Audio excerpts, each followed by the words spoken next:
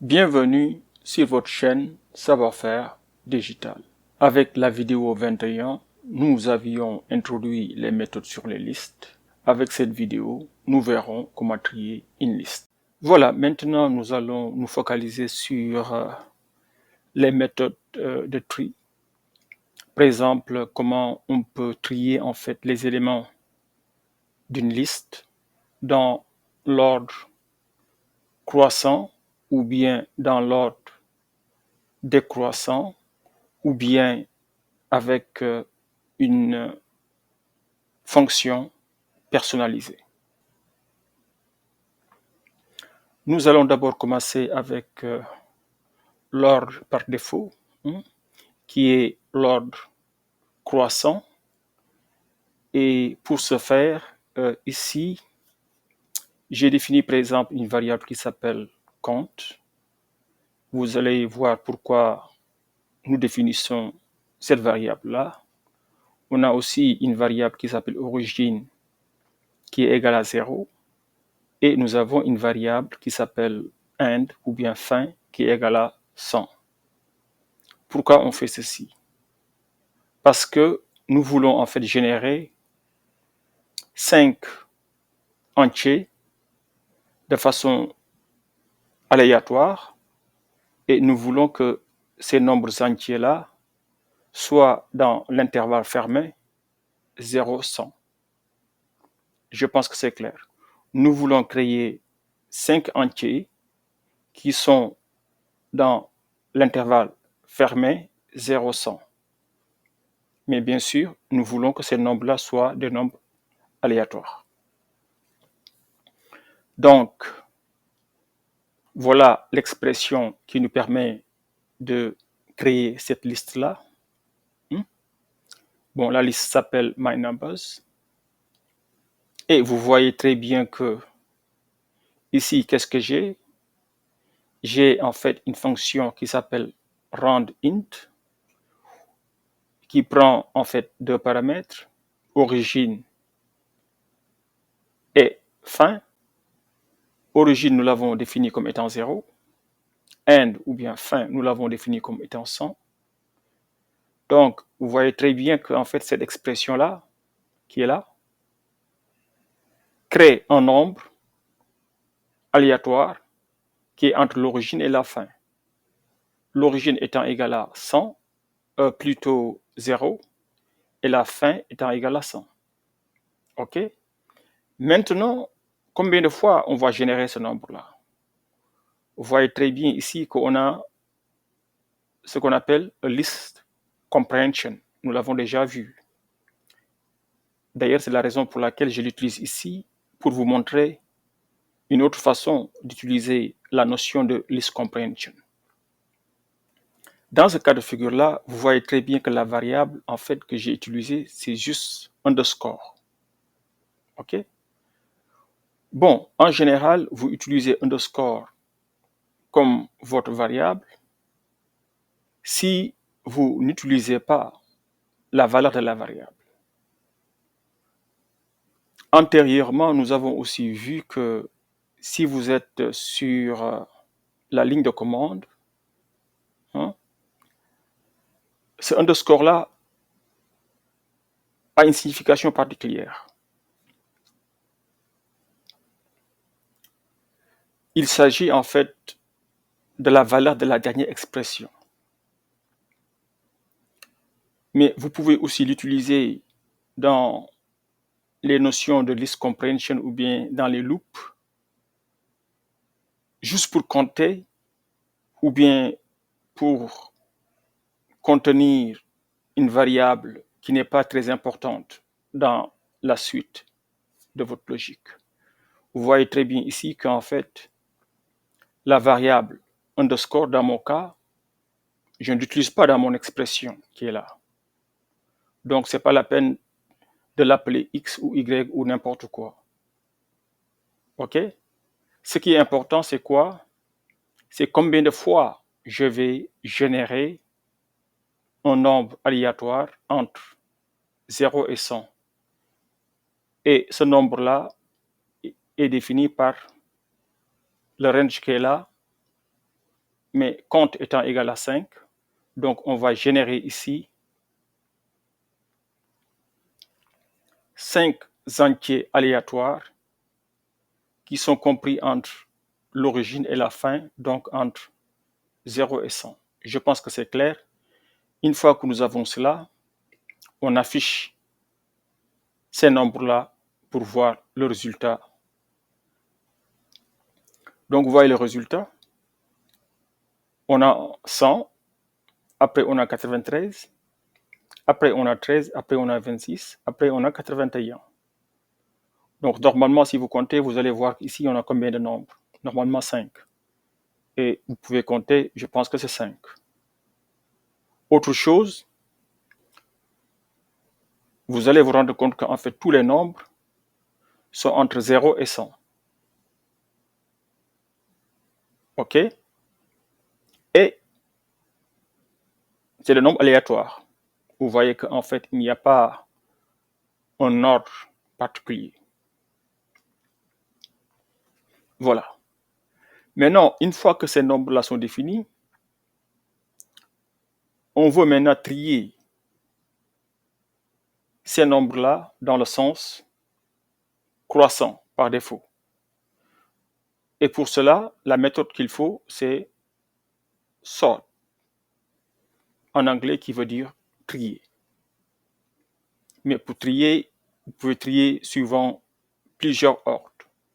Vous pouvez avoir un ordre croissant, vous pouvez avoir un ordre décroissant, et des fois, vous pouvez avoir un ordre particulier ou bien personnalisé que vous définissez vous-même. Bon, le cas le plus simple, c'est quand en fait c'est l'ordre naturel, donc l'ordre croissant. OK? Et pour ce cas de figure-là, bon, là, je vais déjà exécuter, je vais effacer ça. Et je vais vous montrer maintenant, je vais réexécuter en fait la cellule pour vous montrer le résultat. Exécutons. Donc, très bien, vous voyez qu'en fait, ici, les nombres étaient dans un ordre quelconque. Maintenant, vous voyez très bien que si je fais myNumbers.sort sans paramètre, vous voyez très bien que l'ordre, c'est l'ordre naturel qui est l'ordre croissant. Donc, vous voyez qu'en fait, le plus petit, c'est 13 et puis le plus grand, c'est 100. Cependant, des fois, nous voulons trier ou bien ordonner dans le sens décroissant. Ça aussi, c'est possible. Et si vous voulez ordonner en fait vos nombres dans le sens décroissant, si ces nombres-là sont dans une liste, il suffit tout juste en fait d'appeler la méthode sort, mais maintenant vous renversez l'ordre. Au lieu de reverse equal to false ou bien rien, vous mettez reverse equal to true. Ça veut dire quoi? On veut ordonner dans le sens décroissant. Donc du plus grand au plus petit. Exécutons pour voir le résultat ici. Donc, vous voyez que le plus grand, c'est 100 et le plus petit maintenant est le dernier nombre, contrairement à ce que nous avions ici. Donc, vous voyez très bien qu'en fait, c'est comme si on avait renversé ce qui est là. Et c'est exactement ce que reverse equal to true fait. Maintenant, nous allons voir comment on peut trier une liste de façon personnalisée en utilisant le paramètre key de la méthode sort.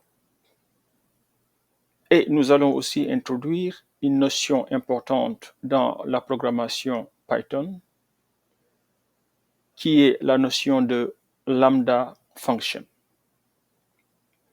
Donc ici, nous allons appeler la méthode sort et nous allons passer en fait une fonction qui est là, qui s'appelle lambda function. Et cette fonction-là sera la valeur du paramètre qui ou bien clé. Voyons tout ceci en détail. D'abord, je définis une liste ici qui s'appelle myStrings. OK? Donc, comme vous l'imaginez, c'est une liste qui contient des chaînes de caractères.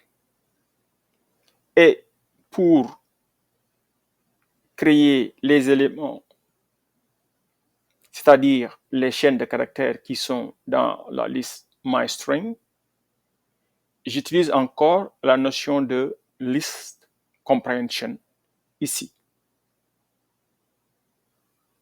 OK? Donc, vous voyez très bien tout ce qu'on peut faire maintenant avec la notion de list comprehension. Mais expliquons cette construction-là en détail. Regardons d'abord la fin, ici. Ça, je pense que nous le comprenons aisément. For n in range 65, 71. Ça veut dire quoi? C'est comme si n était la variable, ce qui est le cas d'ailleurs. Et puis, on fait une itération. On commence à 65. On finit avant 71. Et pour chaque valeur entre 65 et 71, on va générer la valeur et on va le mettre dans la variable n. OK? Très bien. Donc, ça, je pense que c'est clair. Maintenant, qu'est-ce qu'on fait avec n? Vous voyez très bien, n, il est là. Qu'est-ce que je fais? Maintenant, j'appelle la fonction char. On l'a déjà vu auparavant. Qu'est-ce que cette fonction-là fait? Si vous prenez en fait un nombre entier et vous appelez en fait la fonction chr sur la valeur de ce nombre entier-là, vous allez obtenir une lettre. Une lettre, parce que n, c'est comme si c'était le nombre entier qui représente la valeur ASCII de cette lettre-là. Et si vous appelez la fonction chr ou bien char sur la valeur de n, vous allez obtenir en fait une lettre. OK? Et maintenant, qu'est-ce qu'on fait? Maintenant, on multiplie cette lettre-là avec la valeur qui est là. Et cette valeur-là, c'est round int 1 to 6. Bon, cette fonction-là, on l'a déjà vue. On l'a vue ici. Si vous voulez l'utiliser, il faudra bien l'importer d'abord à partir de la librairie Python qui s'appelle random. Ou bien, si vous voulez, la bibliothèque Python qui s'appelle random. OK? Donc, revenons ici. Donc, vous voyez que ceci, c'est une construction plus ou moins complexe. Mais si vous comprenez en fait la notion de list comprehension, c'est très facile. Donc, c'est quoi l'expression? L'expression, c'est ça. OK? Donc, c'est SHA-n times round int 1 to 6. OK? Essayons de déchiffrer cela. Round int 1 to 6, c'est un nombre entier, OK? Mais aléatoire, qui sera entre 1 et 6. Très bien. Donc, on a créé un nombre aléatoire qui sera entre 1 et 6. Qu'est-ce qu'on fait avec? On le multiplie avec SHA-n. Mais SHA-n, c'est un caractère. Oui, c'est bien ça. Un caractère multiplié par un entier vous donne quoi? Vous donne une chaîne de caractères. Donc, on l'a déjà vu aussi. C'est la notion de réplication que nous avons déjà vue quand nous avons introduit la notion de chaîne de caractères dans les vidéos antérieures. OK? Donc, on va générer en fait une chaîne de caractères, OK, qui aura une longueur aléatoire et la chaîne peut être une chaîne de A, de B, de C, de D, etc. Seront aussi la valeur générée entre 65 et 71 qui représente la valeur ASCII. Je pense que c'est clair. Et pour visualiser en fait notre chaîne de caractères ici, on va juste afficher la liste qui est générée. Après avoir affiché la liste des chaînes de caractères qui sont générées dans l'expression précédente, qu'est-ce qu'on fait maintenant après? Ici, on fait myString.sort. Donc, vous voyez très bien qu'en fait, c'est toujours la méthode de tri, sort. Mais ici, maintenant, il y a un problème. On n'a pas dit reverse equal to false et on n'a pas laissé en fait le paramètre aussi vide. Donc, c'est un tri particulier ici, ou bien personnalisé. C'est nous qui définissons comment nous voulons que notre liste soit triée. Et pour cela, on prend le paramètre qui s'appelle qui et on définit ce qu'on appelle un lambda function ou bien une fonction lambda. En général, les fonctions lambda sont des fonctions très courtes dans des cas particuliers comme ceci. Voilà, une fois que nous avons ordonné ou bien trié notre liste suivant cet ordre-là qui est défini par notre lambda function, après maintenant, on affiche encore notre liste pour voir comment elle a été ordonnée suivant la fonction lambda. Maintenant, retournons à la fonction lambda et regardons ce que cette fonction-là fait. En fait, c'est une fonction très simple. Cette fonction-là a pour paramètre, bon, ça c'est lambda, pour dire que c'est une fonction lambda. Item, ça veut dire qu'en fait, c'est le paramètre de la fonction. C'est comme en mathématiques, si vous définissez une fonction f de x égale à x au carré, le paramètre c'est x et l'expression c'est x au carré. Ici, maintenant, le paramètre c'est item, vous pouvez l'appeler comme vous voulez. Et l'expression c'est length of the item. Mais length aussi, vous vous rappelez, on l'a déjà vu avant. OK? Vous vous rappelez que si vous avez une chaîne de caractères, si vous appelez la fonction length sur la chaîne de caractères, vous obtenez quoi? Vous obtenez la longueur de la chaîne de caractères. Donc ici, nous ordonnons suivant la longueur. Je pense que c'est clair. Donc vous voyez très bien qu'en fait, c'est un ordre qui est particulier. Nous ne voulons pas ordonner notre liste suivant l'ordre naturel ou bien alphabétique, mais nous ordonnons par rapport ou bien vis-à-vis de la longueur de la chaîne. Je pense que c'est clair. Bon, on va exécuter pour vous aider à visualiser tout ce que nous avons dit. Voilà. Vous voyez qu'en fait, au début, la liste myString, c'est A. Après, il y a un seul B. Après, il y a un seul C. Après, il y a un seul D. Après, il y a E. Après, il y a beaucoup de F ici. Donc, vous voyez très bien que, en fait, ça, c'est aléatoire. En fait, il y a une partie qui est aléatoire, il y a une partie qui n'est pas aléatoire. Qu'est-ce qui est aléatoire? On sait qu'en fait, la longueur est aléatoire. Ce qui n'est pas aléatoire, c'est en fait les lettres. On sait qu'on commence par 65. Et bon, ça, je l'ai déjà dit, je pense dans la vidéo antérieure, que 65 représente la valeur ASCII de la lettre A. Donc forcément, on va commencer par A, après on va aller vers B, après C, après D, après E, après F. Et vous voyez très bien qu'on a commencé par A, B, C, D, E et F. Maintenant, ça c'est sûr parce que on connaît quel nombre correspond à quelle valeur ASCII. Mais puisque la longueur est aléatoire, on ne saura pas auparavant la longueur de chaque élément.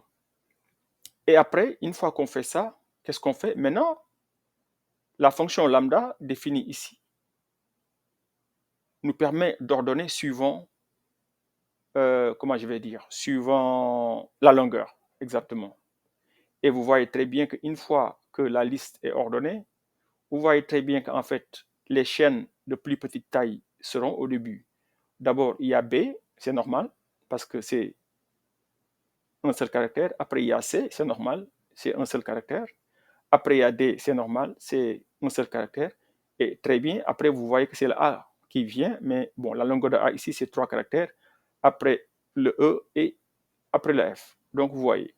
Donc, maintenant, pour vous montrer que, en fait, le résultat ici est complètement aléatoire, on va exécuter encore pour voir ce que cela va donner une deuxième fois. Vous voyez, je pense que ça a changé. Effectivement, ça a changé parce que la première fois, on avait beaucoup de F à la fin, alors que maintenant, on a un seul F à la fin. Et vous voyez aussi que maintenant, une fois qu'on appelle, en fait, sort avec key equal to cette fonction lambda-là définie, ça ne change pas. On aura toujours, en fait, les chaînes de plus petite longueur devant et les chaînes de plus grande longueur à la fin. J'espère que c'est clair. Maintenant, il y a des cas où une fonction lambda n'est pas la meilleure alternative pour définir notre ordre. Dans ces cas de figure-là aussi, on peut définir une fonction normale pour définir en fait notre ordre. Ces cas-là sont en général beaucoup plus complexes et on va voir ici un exemple. Ici, par exemple, on veut ordonner des pays africains selon leur GDP ou bien Gross Domestic Product. OK?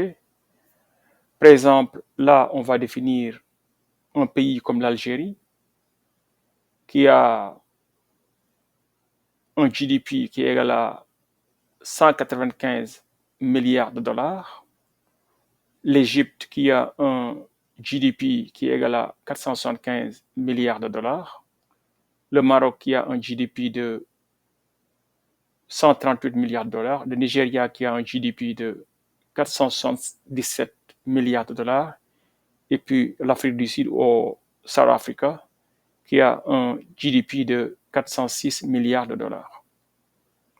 Vous voyez par exemple que bon, ce cas-là, évidemment, c'est un cas simple, mais il faut avoir l'intuition de ce que je veux faire ici. Des fois, si en fait les données que vous avez sont énormes, vous ne pouvez pas contenir des fois ces données-là dans un seul fichier. En général, si les données sont massives, les données sont dans une base de données. Donc, il faut penser à cela.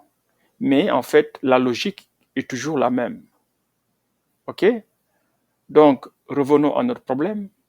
Donc, ici, vous voyez que nous avons défini 5 pays, chaque pays avec son nom et son GDP.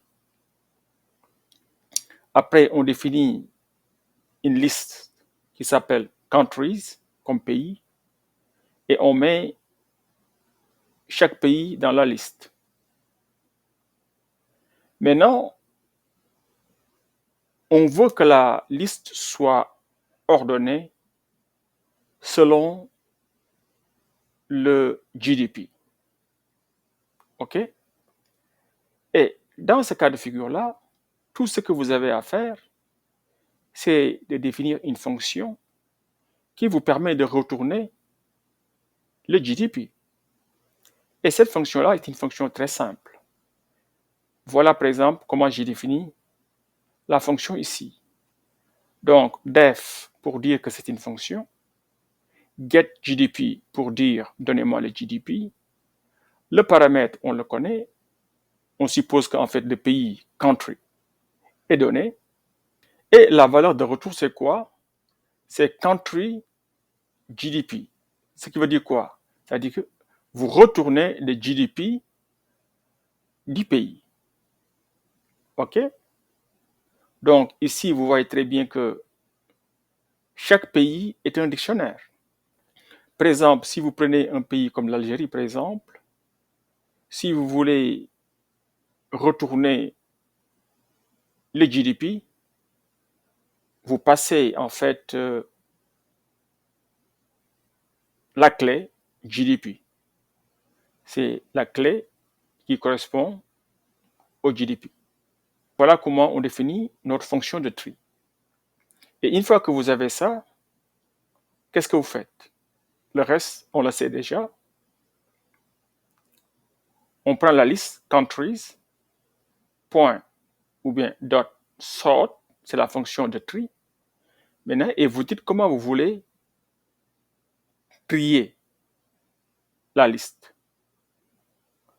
OK? Donc, d'abord, ici, on a donné deux choses. On a donné le sens et on a donné l'ordre.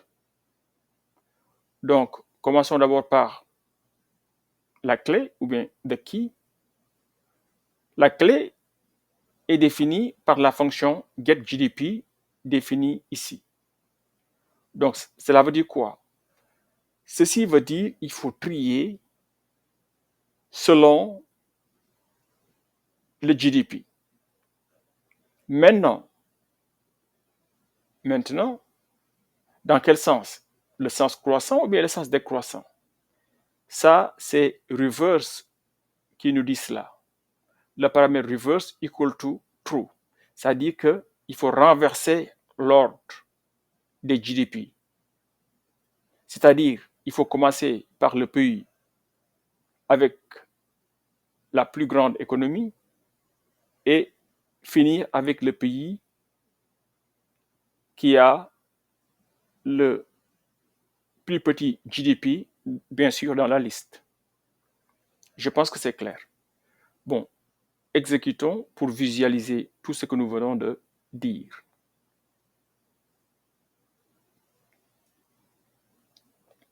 Et vous voyez très bien qu'en fait, le pays qui a la plus grande économie, c'est bien le Nigeria qui vient en tête avec 477 milliards de dollars.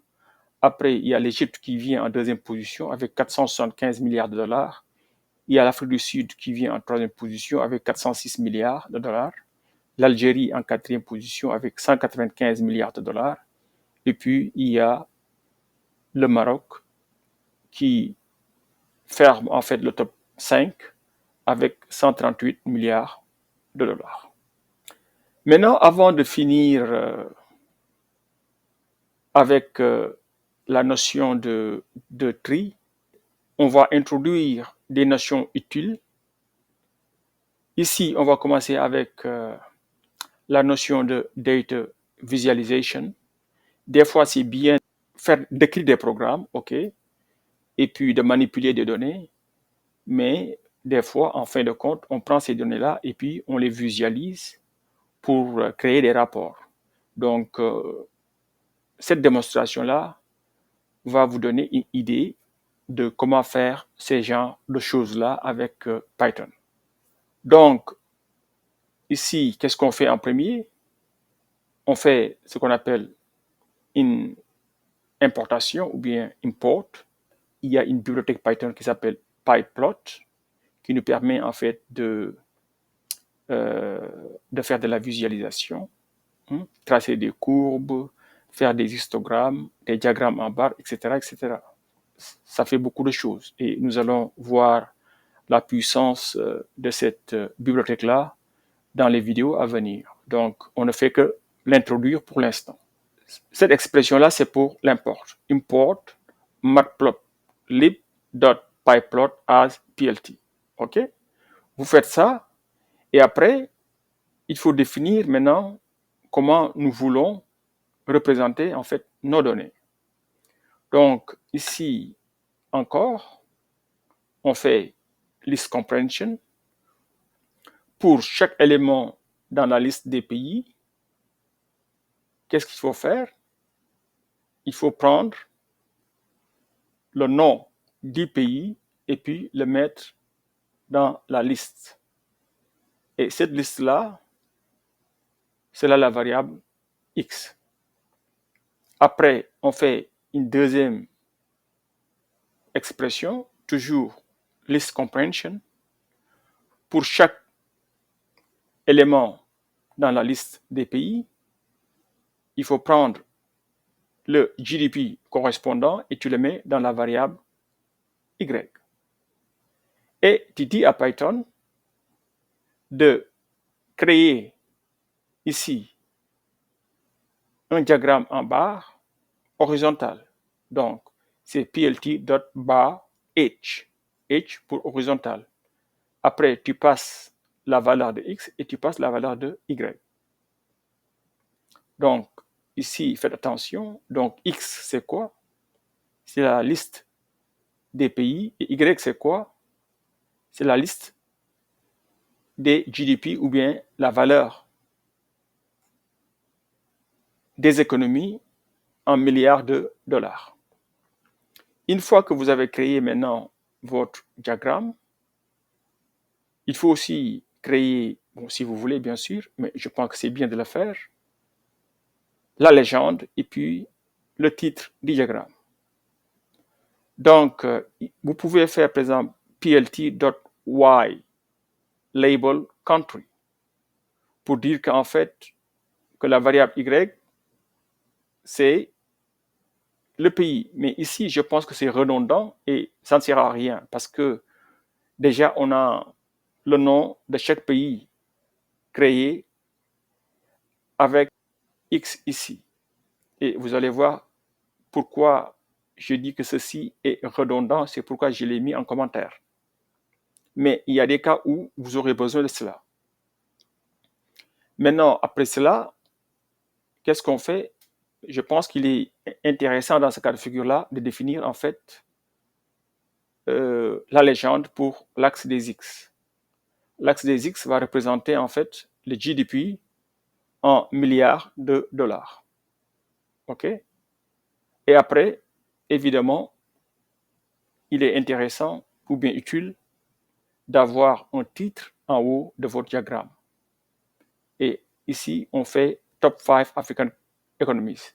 Donc, c'est la liste des plus grandes économies en Afrique. Voilà. Maintenant, une fois qu'on a créé le diagramme, on a donné la légende et le titre. Maintenant, il faut aussi montrer le diagramme.